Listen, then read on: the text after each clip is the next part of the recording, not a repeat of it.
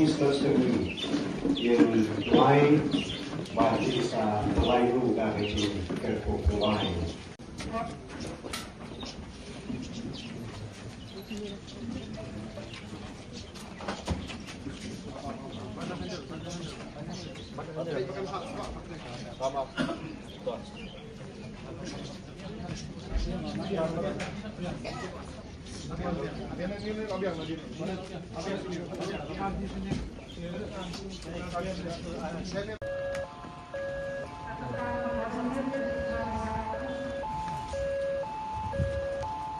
Boleh.